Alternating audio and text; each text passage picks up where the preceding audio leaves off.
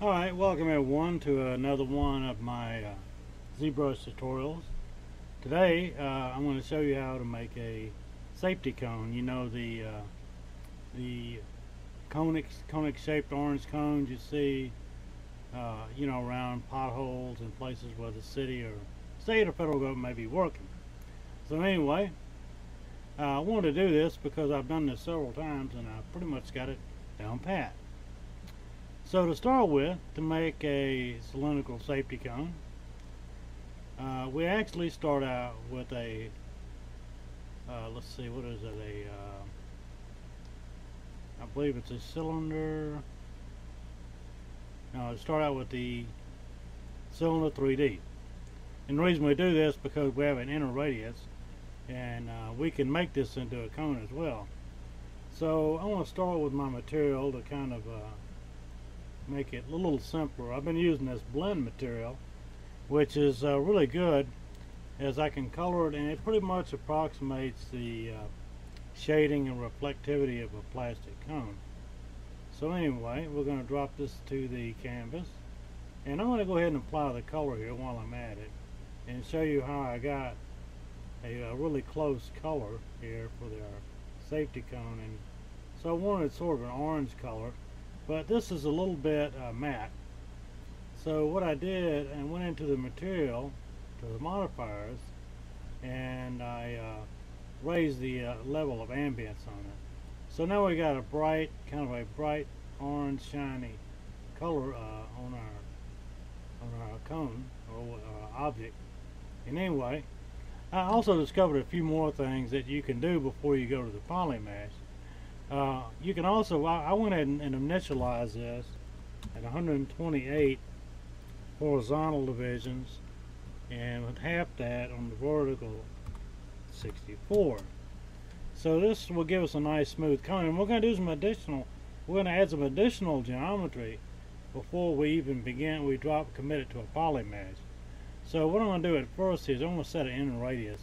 That'll give us a hole for the cone, as this the cones are usually hollow, and we'll make that fairly thin, like maybe like, say 95. That'll give us a fairly thin type. And the reason I want to start with a 3D cylinder is that we can taper the top of this. So there we go, we put a taper on that. Now the cone isn't as tall as we might like it, but we're going to get to that when we get to our polymesh. But what I want to talk about is, even though we haven't committed this to a polymesh yet, we can do some additional deformations. And if I'm correct, let's see here, we're going to get it turned up and get it vertical with the y-axis. So we can do that with a rotation now. So we need to rotate about the x-axis to turn it up to the y-axis, I believe. And I believe we can choose this. Now, it's a funny thing about this, when you do the rotation, oh, not like that. We want to put the number in there directly and say 90 degrees. Okay, so now we got this thing parallel to the y-axis. So we want to make it a little taller, and we can do this by sizing it along the y-axis. We can get a little bit of a taller cone, and I believe that'll be fairly good for the time being. Now, so we haven't dropped it to a polymesh, so if you really want to, you can go ahead and do some additional tapering on it, but it appears that when you do that, it resets it. So what we'll do is, for now, we're going to divide this some more before we actually make a polymesh, to give us a little bit smoother. So you have this geometry setting. Now see, we haven't even gotten to the polymesh stage, but we can do a couple of divisions here, and this will add some additional geometry to our cone shape before. As you can see down here in the initialization, it doubled up. So we got plenty of geometry now. So now we're going to go ahead and commit this to a polymesh. Now what we can do here, we can get this thing rotated in parallel to the y-axis and kind of begin some of our work. I have some additional things too, and while I'm here I think I'll run through and we'll go over to Photoshop and I'll show you how to prepare a stencil. If not, I think I've already got the stencil prepared, but we have a stencil that we're going to put on this that will have the word caution in it and stencil type letters. So anyway, we're going to go ahead and rotate this. We're going to use our transformation tool. We've got this committed to a polymesh, and now we're going to rotate it and get it standing on the parallel to the y-axis. Now we can go ahead and size this thing up to get some additional height on it. And we go down to the deformation menu, palette, and we want to size it along the y-axis. So we'll stretch it out, and that looks pretty good for our safety cone. So we've got that, and we want to ensure that we have this color on it. So I'm going to fill the object again. So now if you look up here in the tool menu, it's already filled. So we got that base covered. Okay. So then we're going to go into the subtool palette, and we're going to rename it. And we'll rename it to Base Safety Cone. Okay. Now, we've got one subtool. Now we need another subtool. We need that black square part that goes on the bottom of the safety cone. So now we'll start another tool here. We'll call it the cube. Now we want this cube to be black, so it looks like we can go ahead and switch the color here. Now we got a nice black cube, and well, we can still initialize at this point. So what we'll do, we'll go to initialization. We want something kind of flat, so it's standing up on the y-axis, and we'll decrease the y size. So now we got kind of a little square base there. We'll make it a little thinner. Maybe we make it a little thicker. Maybe say 8, for example. There. Now we've got our base. So we still haven't made this into a polymesh. And I guess you can go ahead down here. Maybe we can shortcut it right here, and we'll go right to. We'll divide the geometry before we commit to a polymesh, and just those things will. It's pretty black, so we'll go ahead and divide it, and it looks like it's dividing on the we'll just put in 64 there. I don't know if it divides on both of them. There we go. Well, no, it's not, apparently. Maybe there's a setting where we can ensure division. So we got a pretty dense mesh here. We'll make it white temporarily so you can see. We have got a very, very dense mesh there. So we'll just keep it white for the time being so you can see as I shape it up. And so now we got our base. We'll go ahead and commit this to a polymesh since we've got a lot of polygons in there, and it's very dense. So it will be appropriate. But what we do is now we go into our geometry. Now we've got it committed to. So we got it committed to polymesh. We'll go to the subtools and we'll append this with our base safety cone. And then we'll go up here and we'll rename this object as our safety cone base.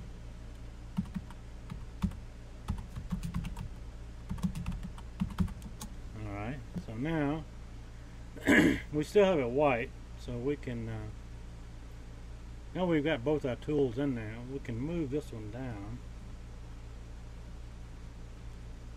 and make some additional adjustments there. There we go. We got it sitting on the bottom there.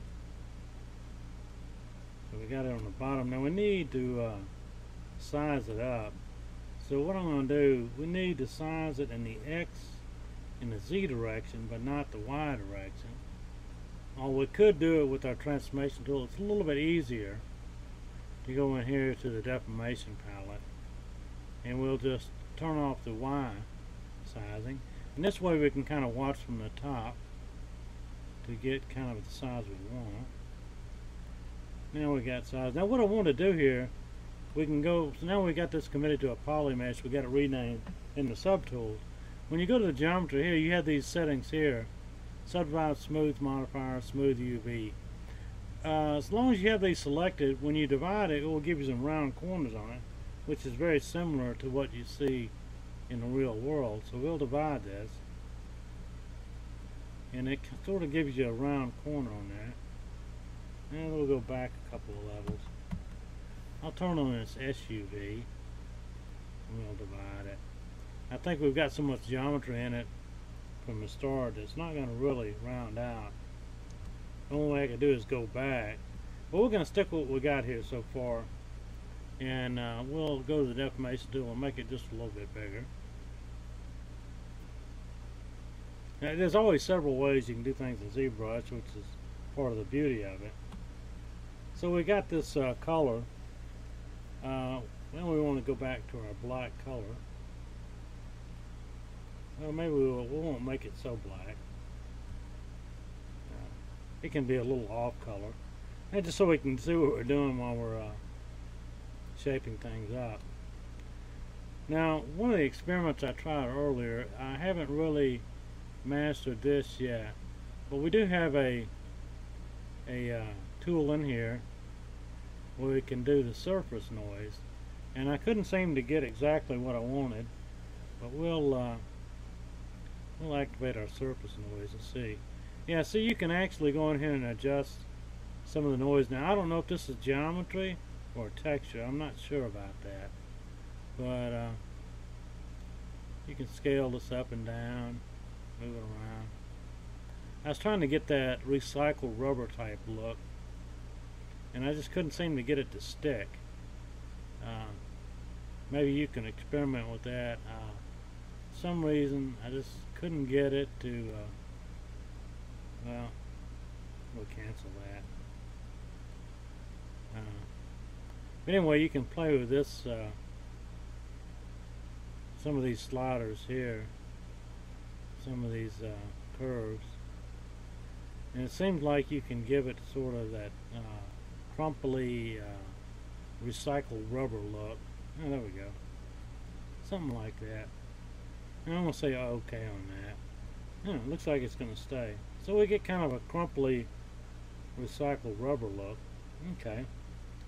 So we pretty much got our cone together, and we've got quite a bit of geometry in both these tools, and I haven't added any additional geometry since I started it, but I'm going to divide our cone a little bit more. And we're going to look and see if I've already got this stencil prepared, and I'll show you how I stencil this. And we'll look in our alpha. Let's see, I think I can import it. I had it made earlier as a Photoshop.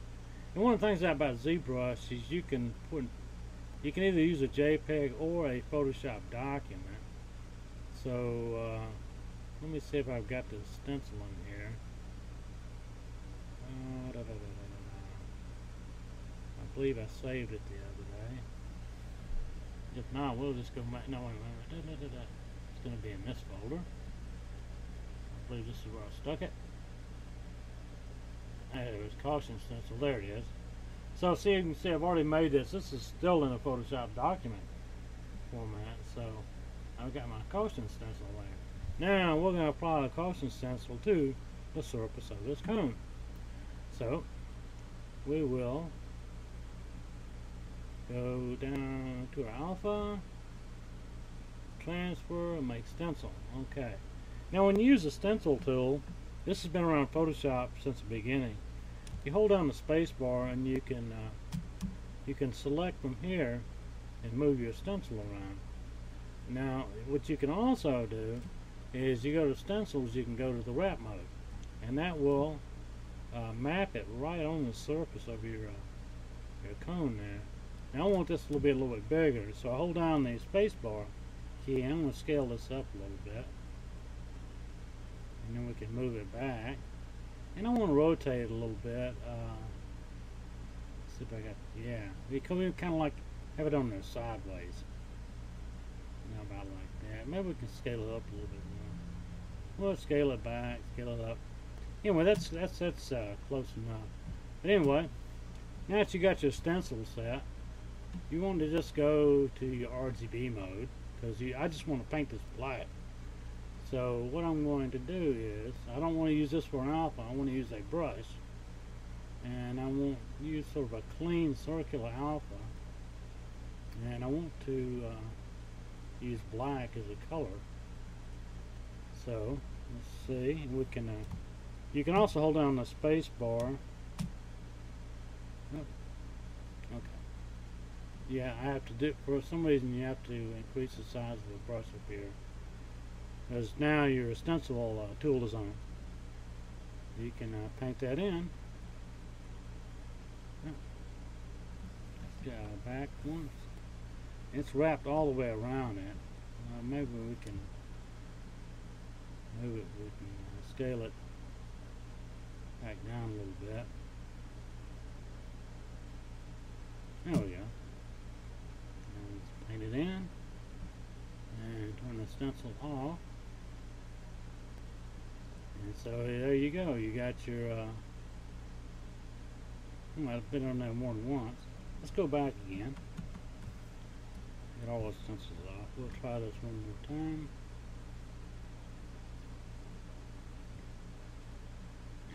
Turn the stencil like, you gotta transfer it, like stencil, so we can move it.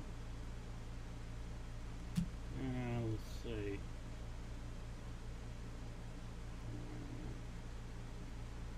Okay, turn it off. Now we've got it, apparently it bleeds through to the other side. Let me try that again. Maybe I'm making the stencil too big.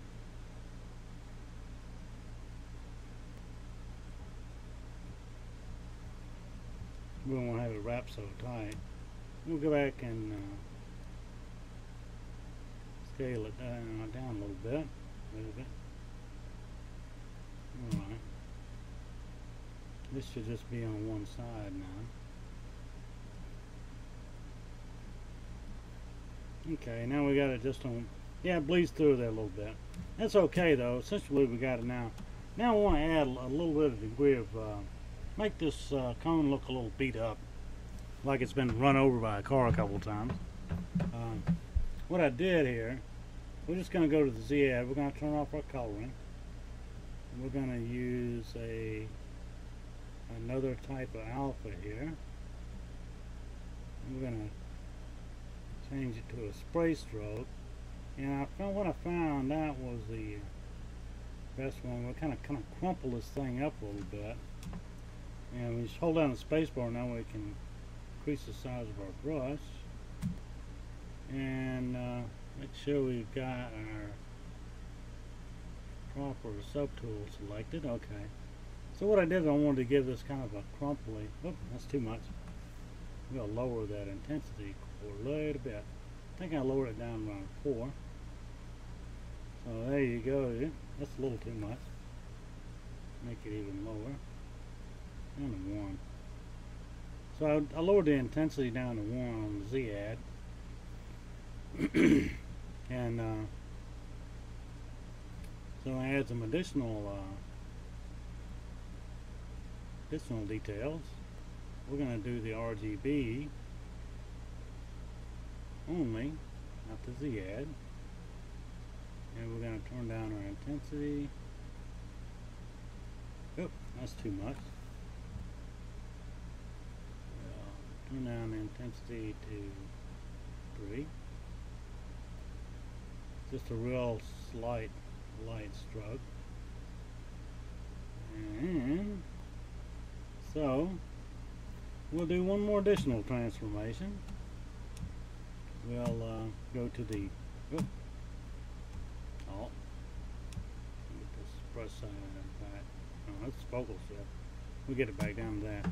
Now we want to, we'll do some transformations on this. And this is one of the transformation tricks I learned earlier. We kind of get our tool centered in our object. And if we hold down the Alt key while we're in the move transformation, we can bend it a little bit. Now there we go. That will be the conclusion of the safety cone, and I'll render this out. Put a little perspective on it. And we'll render this out. Smooth our normals, soft Z, soft RGB, hit BPR.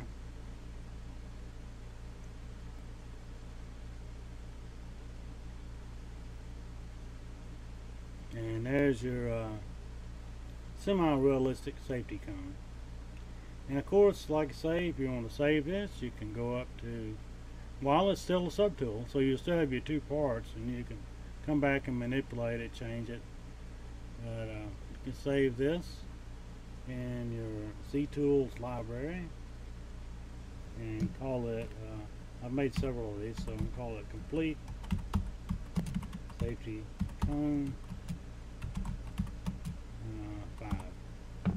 Can't remember what the last one was. Save it. And that concludes this ZBrush tutorial. So thanks for viewing, and I'll be posting more ZBrush tutorials as time goes on, so thanks a lot for watching.